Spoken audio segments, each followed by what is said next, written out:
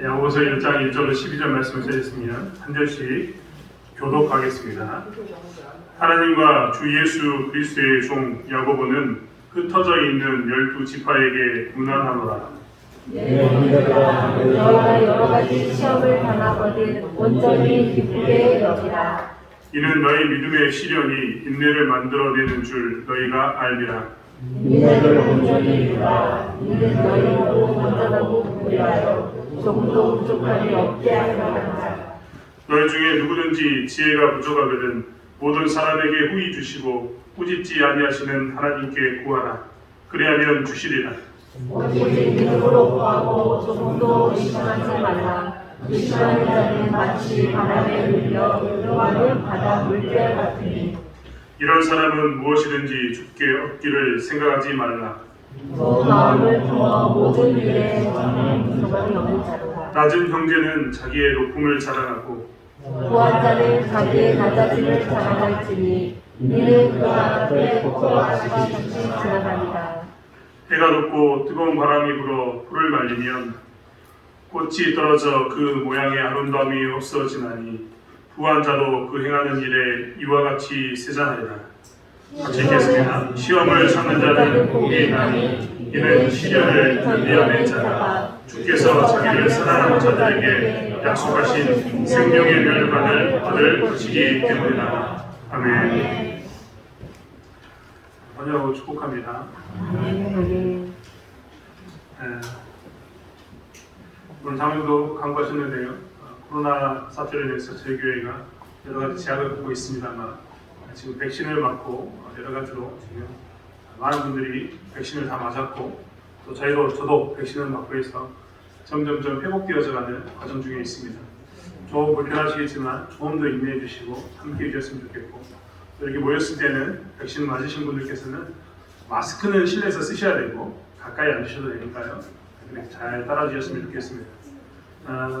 그 앞에 사연의 부족한 점은 여러분에게 말씀드렸던 것처럼 저만 이 관계상이 없을 때만 제가 마스크를 얻도록 양해를 좀 부탁드렸습니다. 칸막이가 있고 해서 제가 양해를 부탁드린 것이고요. 끝나면 저도 마스크를 쓸 테니까요. 답답하더라도 좀 함께 이들의 감당해 주셨으면 좋겠습니다. 성경에는 시험이라는 단어가 정말 많이 나옵니다. 여러 가지 시험에 대한 이야기가 나오는데 우리나라 말로는 시험, 똑같은 단어입니다. 하지만 뜻은 굉장히 다른 뜻을 가진 단어가 성경에서 나오는 시험이라는 단어입니다. 왜 이런 일이 생겼느냐?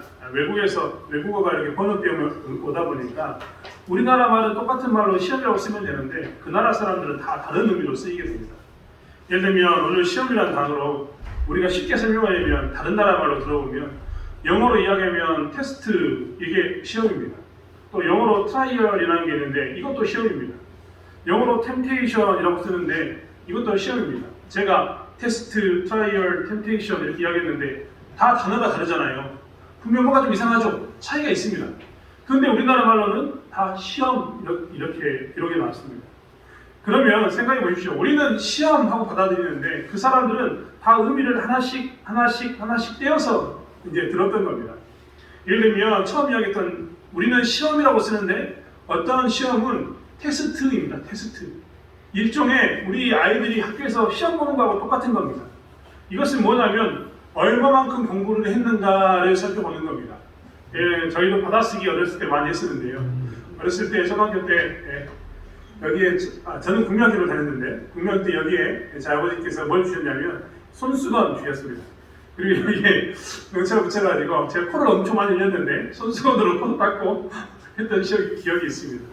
그때도 받아쓰기 하면 어떻게 되느냐, 학교에서 받아쓰기 하면 좋아가지고 100점 맞으면 아버지가 달려가가지고 자랑하고 그랬습니다. 이런 게 뭐냐, 어느 정도까지 이 사람이 이것을 잘 알고 있는가를 살펴보는 게 이 시험 중에 하나의 테스트입니다. 이런 거는 우리도 많이 하고 있죠. 또 하나는 뭐냐면 템테이션이라는 시험이 있습니다. 요거는 사실 유혹입니다. 유혹. 우리 오늘 주기도문에서 우리가 나와 있지만 주기도문에 뭐라고 나냐면 우리를 시험에 들게 하지 마옵시고 라는 말이 나옵니다. 우리를 시험에 들게 하지 마옵시고. 이런 말은 뭐냐면 유혹입니다. 유혹. 예를 들면 마귀가 우리를 유혹할 수도 있고 사람이 우리를 유혹할 수 있습니다. 교회에 이렇게 나가려고 하는데 하필 그날 나에게 아니 뒤에 있는 너는 좀 살펴봐 주시오 라고 이야기하거나 아니면 가지 말고 나와 함께 어디 놀러 갑시다 라는 이야기 들으면 이런 게 뭐냐, 다 이제 시험이 됩니다. 유혹이거든요. 유혹. 이런 게 또 하나의 시험이 있습니다. 반면에 이제 또 하나의 시험이 있는데 그건 뭐냐면 이 트라이얼이라는 겁니다. 이 트라이얼의 시험이 굉장히 독특합니다. 어떤 시험이냐, 이거는 딱 대기하고 있는 겁니다. 우리가 이 재판장이 있지 않습니까? 재판장 앞에 있으면 재판을 받는 사람들이 다 서 있습니다. 재판장이 들어오면은 다 일어서십시오 라고 이야기하면 일어서고, 앉으십시오 라고 하면 앉습니다. 그러면 재판장이 들어가시고 앉아가지고 뭐라 하냐면 사건 번호, 사건에 대해서 이제 어떻게 우리가 이야기하겠다라고 이야기를 선고를 해주는 시간이 있는데, 그 시간까지 기다리는 그 시간이 뭐냐? 시험입니다. 이해가 잘 안 되시겠지만 잘 생각해 보십시오. 내가 이제 국가대표가 되기 위해서 마지막 무언가 이 테스트, 이 시험만 넘어가면 나는 국가대표가 될 수 있습니다. 그런 내가 정말 바라고 있었던 게 있었는데 그게 이렇게 될 수도 있고 이렇게 될 수도 있는 그 상황 가운데 아직 이야기해주지 않았습니다. 감독이 너 이제 앞으로 국가대표 시켜줄게 라고 이야기하지 않았습니다. 재판관이 아직 너는 이렇게 됐어 라고 이야기해주지 않았습니다. 근데 딱 그 시기 이해하셨습니까? 재판장이 들어와가지고 딱 이제 뭔가를 공부하려고 하는 시기, 그것에 의해서 내 인생이 크게 이쪽 방향으로 가거나 이쪽 방향으로 가는 그 결정적인 순간, 그 대기하고 있는 시기가 뭐냐? 시험이라고 성경은 기록하고 있습니다. 사실 우리는 이런 시험 많이 당합니다. 그렇지 않습니까? 내가 간절히 뭔가를 바라고 있는데, 내가 지금 뭔가를 원하고 있는데 그 결정적인 순간에 누가 너는 합격, 너는 불합격 하는 것처럼 우리에게 주거나 주지 않는 그 가운데 있으면 우리는 얼마나 애간장이 탑니까? 꼭 됐으면 좋겠는데 안 되면 그게 얼마나 애간장이 탑니까? 여러분, 이제 다들 손자, 손녀들, 자식들 다 키워서 이제 손자, 손녀들을 이야기할 때가 됐는데요. 혹시 손자들 중에 고3 돼가지고 수능시험 본다는 사람 있습니까? 그러면 우리 권사님 교수님 다 기도하지 않습니까? 하나님, 우리 손자 이번에 꼭 합격해달라고. 시험 딱 보고 난 다음에 성적이 나올 때까지의 시간, 그 대기 시간, 그게 뭐냐? 시험의 시간이다 라고 이야기하고 있습니다. 오늘 야고보서를 통해서 하고 있는 이 시험은 사실 제일 마지막에 이야기했던 그 시험입니다.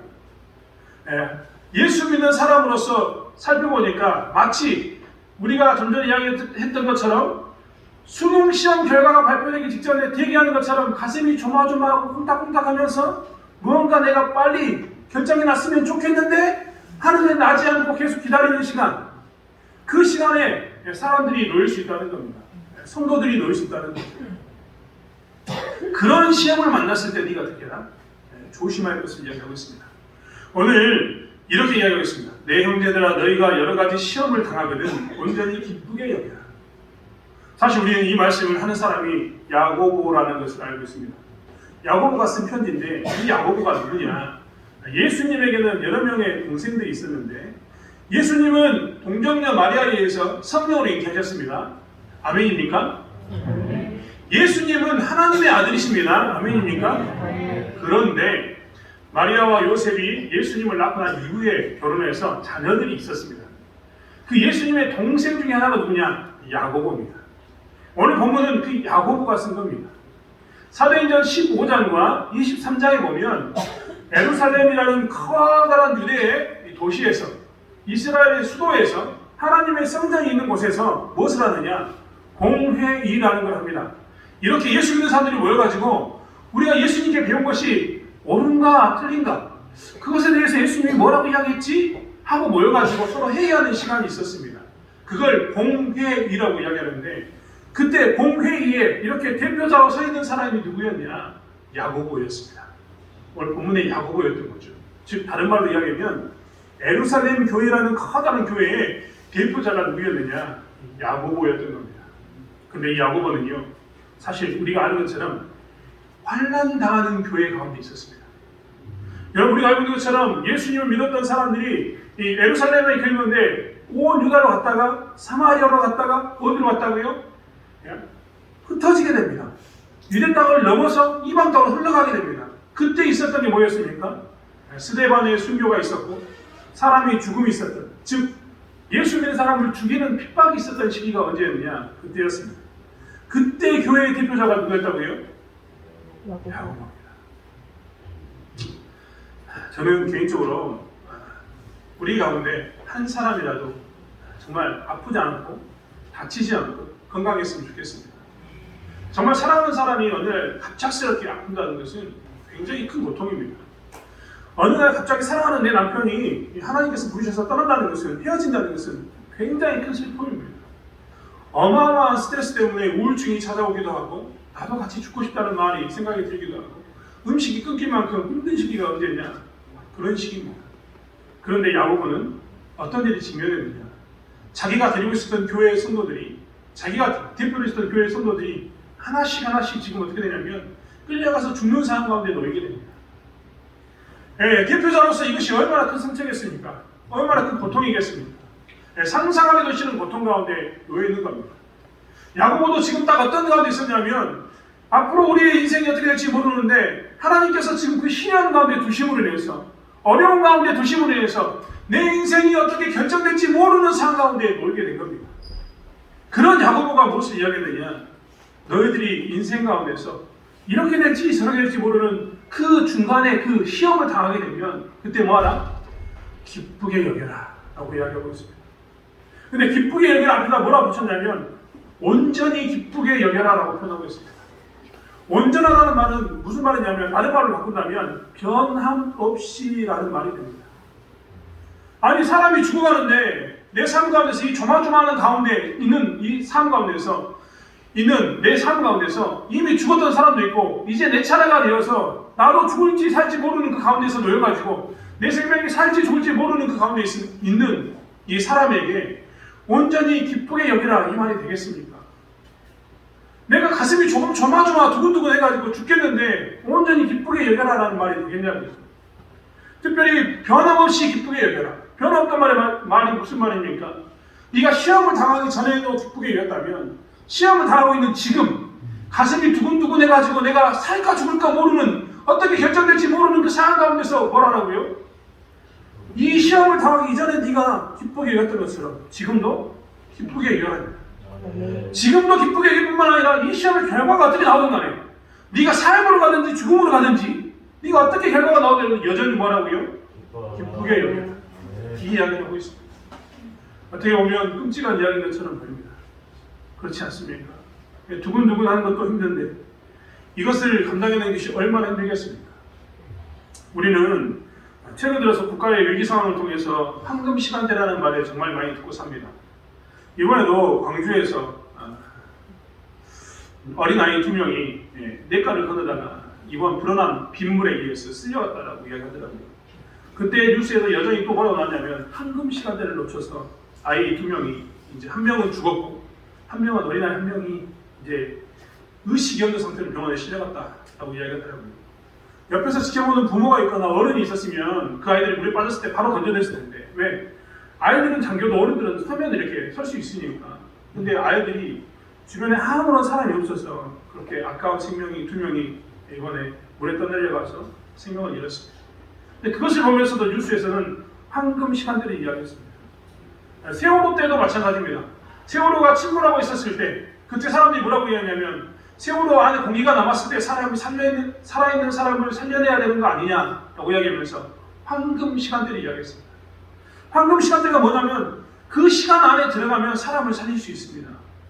예를 들면 우리가 잘 아는 것처럼 물속에서 사람이 배에 갇히게 되면 48시간, 즉 이틀 내에 물속에 들어가서 그 사람을 살리면 그 사람은 물속에 있는 공기를 가지고 살 수 있다고 합니다. 그렇기 때문에 이 48시간은 황금 시간대가 됩니다. 지진이 일어나가지고 지진이 일어나가지고 건물이 뒤집어졌습니다. 다 뒤집어져가지고 사람이 매몰되었을 때 그때는 언제가 황금 시간이냐? 72시간입니다. 72시간 안에 건물 안에 묻혀있는 사람이 살면 살 확률이 많다는 거죠. 그 이상이 지나면 살릴 확률이 없습니다. 이런 게 뭐냐면 피 말리는 시간입니다. 밖에서 구조를 기다렸던 우리들도 황금 시간이 지나가는 것을 보면서 아이고 시간이 얼마 안 남았다고, 국가가 뭐하고 있냐고, 빨리 이 사람을 구했으면 좋겠다고 예간장에 탔는데, 거꾸로 생각해 보십시오. 배 안에 갇혀있던 사람은 어떤 생각이었을까요?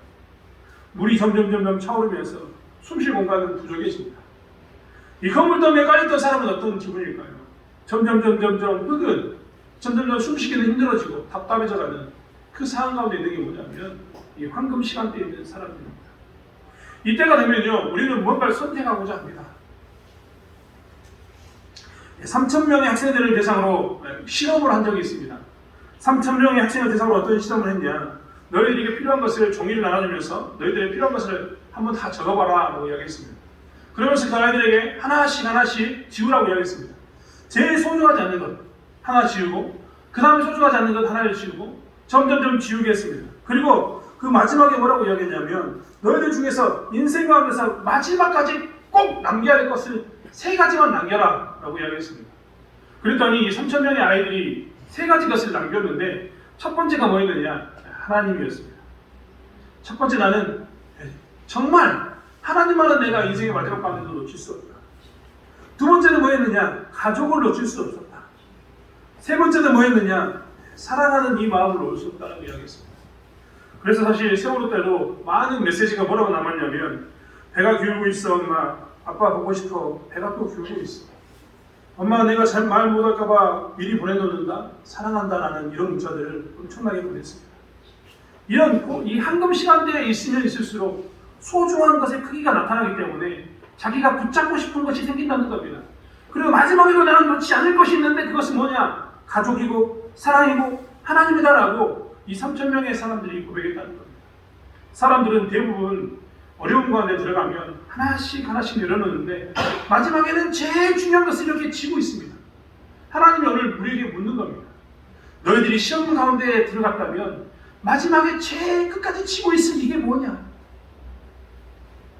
시험을 당하면 많은 사람들이 온전히 기쁘게 여기지 못하고 불안과 근심 가운데서 어떻게 될까 이런 가운데 있거나, 혹은 불안과 근심 가운데서 이스라엘 첫 번째 왕이었던 사울이 이 무당의 접신한 여인을 찾아가가지고 어떻게 방법을 구할 수 있을까라고 이야기했던 것처럼 우리 또한 점을 보러 가거나 혹은 다른 흉한 사람을 찾아가거나 아니면 하나님 믿는 사람에도 불구하고 다른 것을 쫓아가려고 하는 그 마음이 우리 가운데 있는데 하나님 우리에게 뭐라고 이야기하냐면 그 불안한 그 시험을 당했을 때 너희들이 해야 할 것은 믿음을 가지고 온전히 기쁘게 여기라는 겁니다. 그래서 이는 너희의 믿음의 실현이 인내를 만들어내는 줄 너희가 아니라고 기록하고 있습니다. 사랑하는 성도 여러분, 뭔가 불안하고 초조한 이 시험 가운데 있었을 때, 뭔가 내 인생 가운데서 크게 향방이 바뀌는 이런 시험 가운데 있었을 때 우리가 할 것은 무엇이냐면 마지막까지 이 믿음을 굳세게 붙들고 있는 겁니다. 시간이 점점 지나가서 황금 시간대라고 이야기하는 얼마 시간이 남지 않아서 하나님 내 시간은 이제 48시간밖에 남지 않았습니다. 하나님 나는 24시간밖에 남지 않았습니다. 내 시간은 2시간밖에, 1시간밖에, 아니 이제 내 숨은 곧 넘어갈 만큼 10분의 시간밖에 남지 않았습니다라는 그 순간에도 우리는 뭘 붙들어야 됩니다. 믿음을 붙들라고 성경이 말하고 있습니다. 그리고 그 가운데도 온전히 기쁘게 여기는 그 삶을 살라고 이야기하고 있습니다. 그렇지 않은 사람에 대해서 뭐라고 이야기하느냐? 8절의 마음은 두 마음을 품어 모든 일에 정함이 없는 사도다라고 이야기합니다. 이야기가 굉장히 끔찍한 것처럼 보입니다. 아까 다시 돌아가 볼까요? 이제 내가 뱃속에 갇혔습니다. 황금 시간대라고 이야기하는 시간이 점점 차가지고 이제 겨우 1분이 남았습니다. 내가 마지막 남은 숨 구멍에 내 숨을 들어쉬면서 하나님께 1분의 시간 동안 구합니다. 우리는 생각합니다. 이럴 때 하나님께서 극적으로 우리를 살려주셔가지고 우리를 구원해 주실 것이다 라고 말합니다. 그러면 정말 큰 기쁨이죠. 감사이죠. 그러면 우리는 나와가지고 하나님을 찬양할 겁니다. 그렇지 않습니까? 다 그렇게 고백할 겁니다.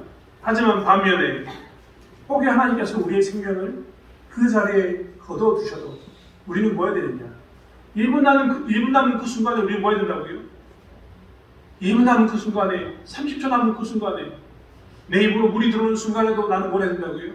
나는 하나님을 신뢰합니다라고 믿음 가운데서 우리가 고백하고 나가는 것이 신앙이다라고 성경은 이야기하고 있습니다. 끔찍한 것처럼 보이지만 우리가 살아가는 모습이 이거라는 겁니다. 많은 사람들이 이렇게 이야기하면 너무나 끔찍한 것 아니냐, 그거는 정말 맹신 아니냐라고 이야기할 수도 있습니다. 하지만 우리가 믿는 것은 맹신이 아닙니다. 오늘 하나님께서는 야고보를 통해서 이렇게 말씀을 해주신 이유는 야고보가 그동안 야고보의 예루살렘 교회의 대표자로서 많은 사람들을 떠나보내면서 그리고 자기도 이런 시험 가운데 있으면서 경험했던 것을 통해서 우리에게 주시는 이 말씀은 무엇에 대한 이야기냐? 믿음을 가지고 끝까지 그것을 견뎌내라는 이야기는, 기뻐하라는 이야기는 무엇에 관한 이야기냐? 우리에게 누가 있는 것을 이야기하냐면 하나님이 있음을 이야기하는 겁니다. 그렇기 때문에 12절의 말씀에도 우리에게 뭐라고 이야기하냐면 시험을 참는 자는 복이 있나니 이는 시련을 견디어낸 자가 주께서 자기를 사랑하는 자에게 약속하신 생명의 멸류관을 얻을 것이기 때문이다라고 기록하고 있습니다.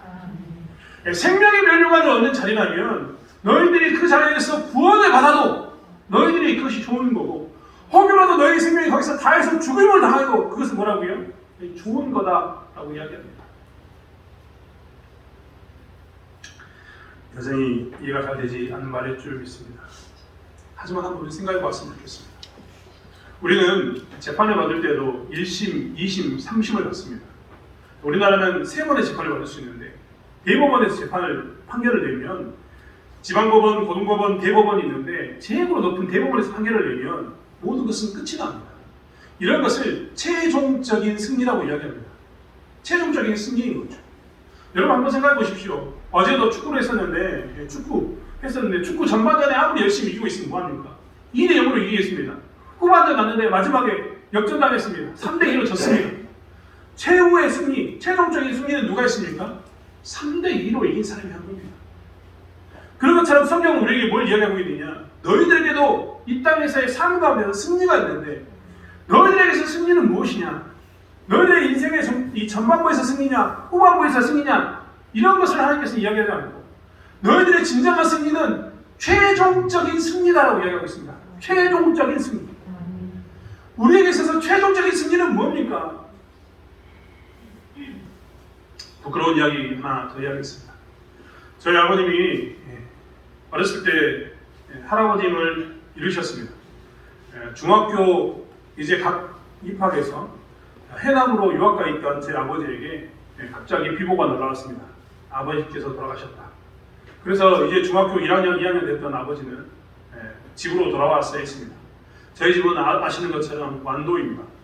바다 건너 해남으로 공부하러 가셨던 아버지는 지금도 한자로 공부했던 책이 남아있을 만큼 공부를 열심히 하셨던 분인데 그분이 공부를 다 접고 돌아오셨습니다. 그리고 어떻게 했느냐? 할아버지가 돌아가시니까 그 당시에는 쟁기지고 일을 했지 않습니까? 집에 있는 전답에 의해서 16살짜리가 쟁기질을 시작했습니다. 집에는 아무도 없었고 밑에 어린 남동생, 여동생이 하나 있어서 결국 그가 가장이 되었어야 했습니다. 할머니와 함께 젊은 시절에 가부가 된 할머니와 함께 아버지는 쟁기질을 하고 살았습니다.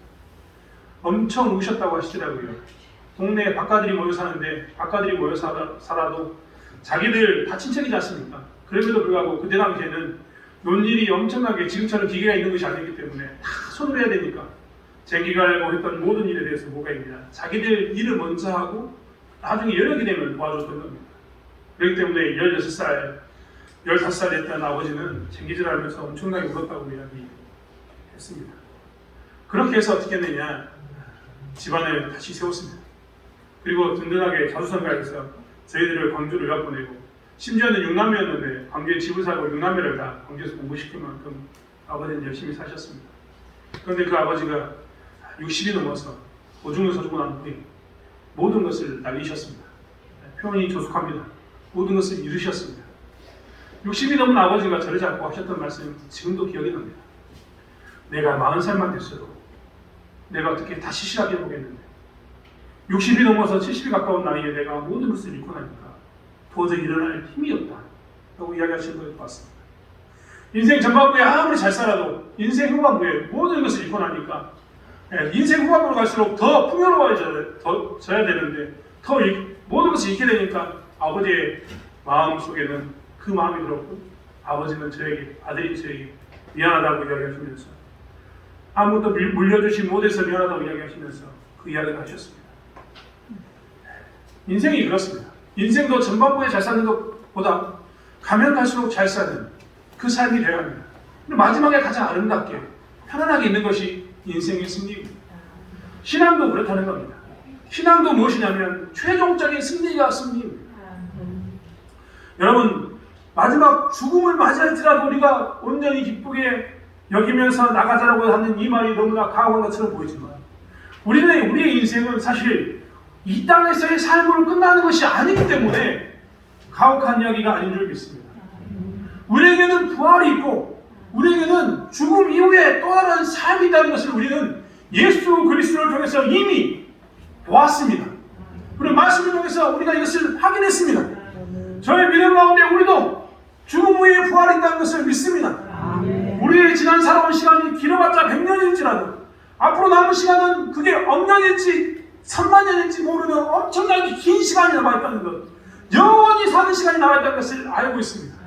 그렇다면 그 문턱에서 영원한 생명을 하는 생명의 멸류가 있는가, 그렇지 않는가를 선택하는 이 문턱에서 우리가 만난 시험 가운데서 하나님을 따라가면서 신뢰하면서 두 마음을 품지 않고 하나님, 내가 여기서 생명이 끝나도 나는 하나님을 신뢰합니다.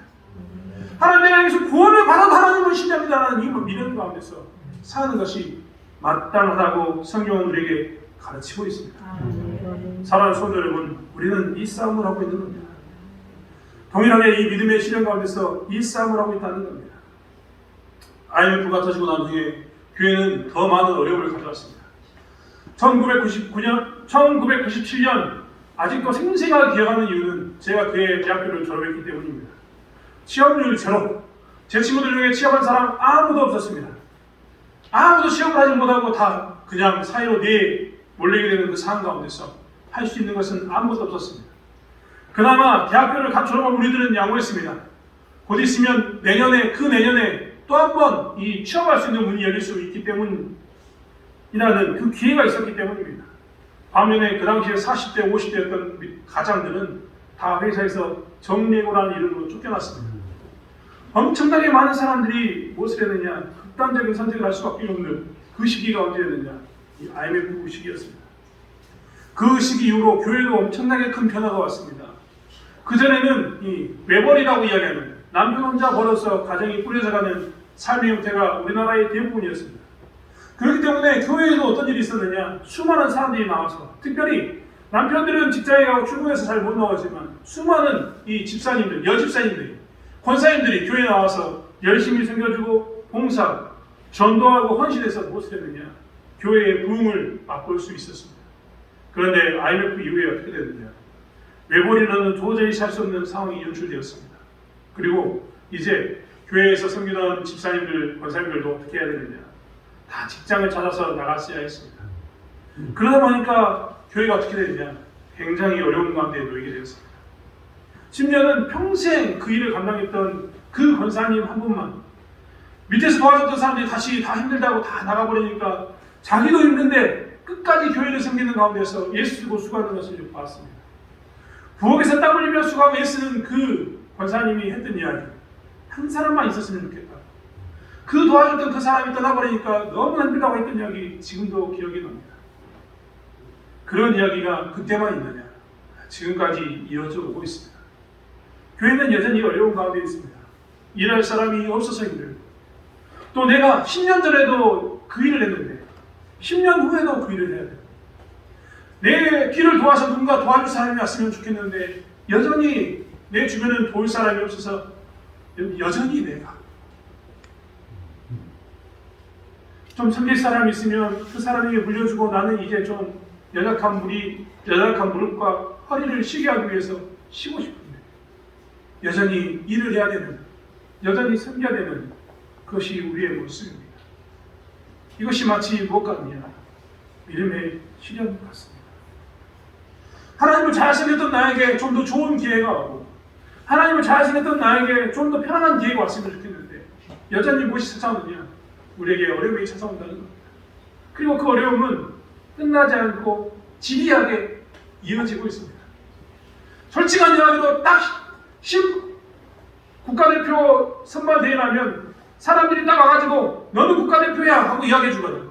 재판의 결과라면 딱 심판해서 재판이 이렇게 됐습니다라고 뭔가를 결정해 줘버리면 속이 후련할 것처럼 느껴지는데, 그러지 않는 상태로, 긴장한 상태로 계속해서 유지하는 이것이 우리를 너무나 힘들게 합니다. 하지만 이럴 때에도 우리는 이 믿음의 실현 가운데서 다시 한번 믿음의 눈을 들길 원합니다. 아멘. 하나님이 주신 우리에게 주신 그 사명을 붙들고 두 마음을 품지 않고 하나님 이게 정말 맞는 겁니까? 나는 그런 두 마음 품지 않고 하나님 이건 좀 뭔가 이상한데요. 나 이러려면 하나님 안 믿겠습니다라는 그런 두 마음 품지 않고 아니 하나님 저 사람 나랑 같이 하는 저 사람도 그만뒀는데 굳이 내가 또 해야 됩니까? 나도 좀 쉬면 안 됩니까? 라는 그런 마음 품지 않고 우리에게 주어진 이 상황 가운데서 여전히 생명의 멸류관을 들고 계시는 그 주님을 바라보면서 하나님께 동일한 마음으로 내가 예수를 처음 믿었을 때 고백했던 그 첫사랑의 마음으로 십자가가 나를 살려놓으라고 고백하면서 그 내가 나로 하여금 이렇게 만들었다고 고백했던 그 첫사랑 첫 마음을 가지고 다시 한번 우리가 동일한 마음으로 믿음의 경주를 하길 원합니다. 사랑하는 성도 여러분, 지친 가운데 있으셨습니까? 어려운 가운데 있으셨습니까? 좀 회복됐으면 좋겠다라고 생각하는데 회복되지 않고 계속해서 반복되는 일상이 힘들게 만들었습니까? 그 시험 가운데서 다시 한번 일어서십시오. 다시 한번 우리 하나님을 믿으십시오. 그리고 하나님께 우리의 시선을 등으로 이 믿음의 시련을 생명의 멸류관을 얻는 축복의 통로로 사용하는 저와 여러분이 되길 원합니다. 9절부터 11절의 말씀은 이렇게 이야기합니다. 낮은 형제는 자기의 높음을 자랑하고 부한 자는 자기의 낮아짐을 자랑할지니 이는 그가 풀의 꽃과 같이 지나가며 해가 돋고 뜨거운 바람이 불어 풀을 말리면 꽃이 떨어져 그 모양의 아름다움이 없어지나니 부한 자도 그 행하는 일에 이와 같이 세상하리라.